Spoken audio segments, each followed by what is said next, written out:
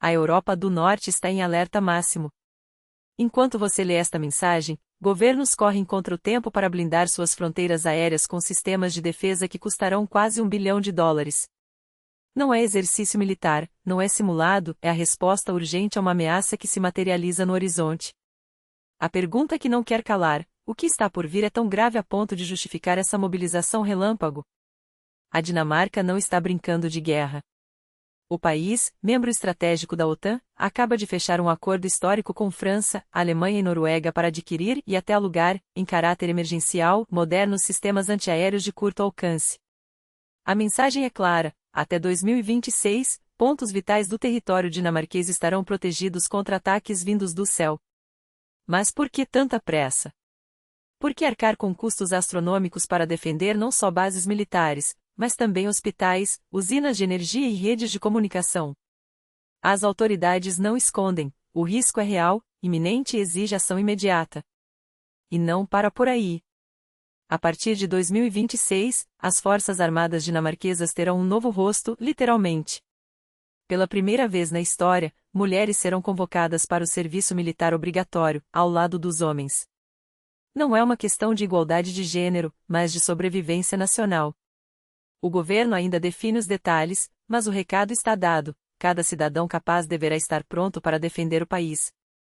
Em tempos de paz, seria impensável. Hoje, é uma questão de segurança ou colapso. Enquanto a Europa se armava, o mundo assistia a um jogo perigoso entre as duas maiores economias do planeta. Estados Unidos e China, após meses de tensão extrema, anunciaram uma trégua frágil, mas será que ela vai durar? Donald Trump e Xi Jinping deram sinais de aproximação, reduzindo tarifa aqui, flexibilizando restrição ali. Parece um avanço, mas os especialistas advertem: é apenas uma pausa na tempestade. O estopim? A China cortou o fornecimento de minerais raros, essenciais para carros elétricos, chips e até armamentos. A resposta americana foi implacável: sanções a softwares, produtos químicos e a indústria aeronáutica chinesa. O resultado? Dor de cabeça para ambos e um rombo nas cadeias globais de suprimentos. Agora, as partes têm até 10 de agosto para fechar um acordo definitivo. Caso contrário, preparem-se: os impostos podem disparar para patamares absurdos: 145% do lado americano, 125% do chinês. Uma guerra comercial 2.0, muito mais destrutiva que a primeira. O ministro do Comércio dos Estados Unidos, Howard Lutnick, foi taxativo: chegamos a um entendimento preliminar, mas tudo depende da aprovação final dos presidentes. Se Trump e Xi não derem o aval, voltaremos à estaca zero. Enquanto isso, o Banco Mundial já revisou para baixo as projeções de crescimento global. Os mercados respiram aliviados, mas desconfiam. Como resumiu Chris Weston, analista-chefe da Pepperstone, os detalhes são diabólicos. Enquanto os títulos das notícias são otimistas, a realidade é que qualquer descuido pode jogar tudo no lixo. O que está em jogo não são só números, mas o futuro da economia mundial. Mas se você achava que as tensões internacionais não poderiam piorar, espere até saber do próximo capítulo. O governo Trump está prestes a transformar Guantánamo, sim, aquela prisão sinônimo de tortura e arbitrariedade, em um campo de detenção em massa para estrangeiros. E não estamos falando de alguns poucos infelizes, mas de milhares. Ucranianos, britânicos, franceses, italianos, até aliados da OTAN podem acabar trancafiados na base cubana, sem julgamento, sem direito à defesa, sem nem sequer aviso prévio aos seus governos. Documentos vazados revelam que as autoridades americanas já iniciaram exames médicos em cerca de 9.000 imigrantes. O objetivo? Selecionar os aptos para serem enviados à força para Guantánamo, sob o eufemismo de realocação temporária. Temporária? Sem prazo para terminar. Sem garantias. Sem transparência. É o retorno de um dos capítulos mais sombrios da história recente, agora amplificado, globalizado e sem freios. Enquanto isso, nos Estados Unidos, o caos toma as ruas.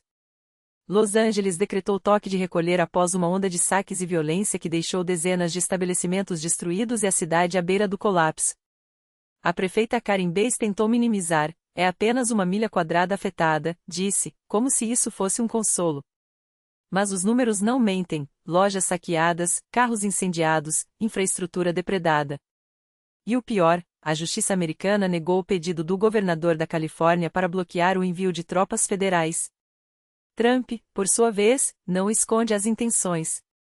Em um movimento sem precedentes, ele divulgou prints de ligações com o governador Gavin Newsom e ameaçou acionar uma lei de 1807 que permite usar o exército para conter rebeliões sem precisar da autorização local. O que estamos vendo em partes de Los Angeles é uma insurreição, declarou o presidente. Eles são mercenários do caos. De negociações que podem salvar ou afundar a economia global a prisões que voltam a assombrar o mundo, de exércitos que se preparam para o pior a cidades que ardem em protestos, os sinais estão todos aí. A pergunta que fica é, até onde isso vai chegar? E, mais importante, você está preparado para o que vem por aí? Esta é a realidade crua, sem filtros, sem meias palavras. Porque algumas notícias não são apenas urgentes, são um aviso. E ignorá-las pode custar caro. Muito caro. Não eram manifestantes espontâneos. Eram mercenários pagos para semear o caos. E se você observar onde aparecem e o que fazem, verá o padrão: quebram calçadas com precisão cirúrgica, arrancam pedaços de granito e os transformam em armas improvisadas. Em alguns casos, não é apenas granito, é concreto, é destruição calculada. Enquanto isso, o governador da Califórnia faz um discurso que pode entrar para a história como um dos mais explosivos de sua carreira. Gavin Newsom, governador da Califórnia. Agentes federais realizaram batidas em massa em locais de trabalho em Los Angeles e arredores. Essas operações continuam. A Califórnia não é nova em questões de controle migratório. Mas, em vez de focar em imigrantes ilegais com histórico criminal grave ou aqueles com ordens de deportação já emitidas, uma estratégia apoiada há décadas por ambos os partidos, a administração atual está promovendo deportações em massa, sem critério, sem lógica. Isso não é segurança. Isso é caça às bruxas. A América está à beira de um abismo interno. E a próxima noite pode ser o estupim que ninguém quer ver. Drone sobre um barril de pólvora. Enquanto isso, do outro lado do mundo, a guerra assume formas cada vez mais silenciosas e letais. Na noite passada, o céu sobre Kotos, na região de Tambov, foi rasgado por pelo menos 10 explosões. O alvo. O Tamborsky Poroshoy Zavod, uma das joias da coroa da indústria bélica russa. Oficialmente, as autoridades falam em um trabalho eficiente da defesa antiaérea, que teria abatido drones inimigos. Mas as imagens e a história recente contam outra versão. Esse não é um ataque isolado. Novembro de 2023. Julho de 2024. Janeiro de 2025. 3 golpes em menos de 2 anos contra um único complexo, responsável por produzir mais de 200 tipos de munição, desde pólvora para fuzis até cargas para artilharia e morteiros. Um nó crítico na cadeia de suprimentos do exército russo, ligado diretamente ao Rostec, o gigante estatal de defesa. E, pelo jeito, alguém decidiu que esse nó precisa ser cortado. Enquanto a defesa antiaérea russa trabalha com motivações questionáveis, como sugerem analistas, as chamas nos depósitos de munição revelam uma verdade inconveniente: a guerra já não tem fronteiras. E os alvos não são mais apenas soldados em campo, são as entranhas do sistema que o sustenta. O novo jogo de cadeiras de Lukashenko. Se há alguém que entende de equilíbrio instável, é Alexandre Lukashenko. O autoproclamado presidente da Bielorrússia, mestre na arte de sentar-se em 2 cadeiras ao mesmo tempo, agora parece precisar de uma terceira. Em visita a cineastas bielorrussos, ele fez um pedido revelador. Antes, quando eu vim aqui, vocês, cineastas, diziam: Alexandre Alexeyevich, se você vier assistir a um filme conosco, traga algo para ver. Eu respondia: com prazer, desde que tenha uma cadeira para mim. Hoje, vejo que precisarei de mais uma. Metáfora? Provocação? Ou um reconhecimento de que, em um mundo onde alianças se desmoronam da noite para o dia, até os ditadores mais experientes precisam de um plano B, e C, e D? Balcanização 2.0, o vanguardião do equilíbrio 25. Enquanto isso, nos Balcãs, o exército búlgaro se prepara para algo maior.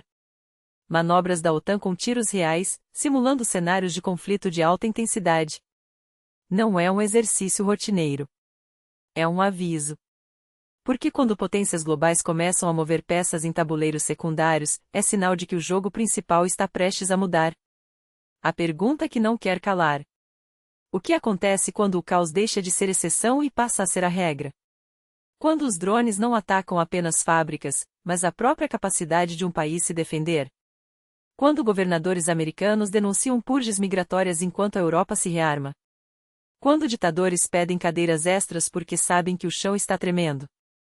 Isso não é teoria da conspiração. Isso é o mundo real, acelerando rumo a um ponto sem retorno. E você?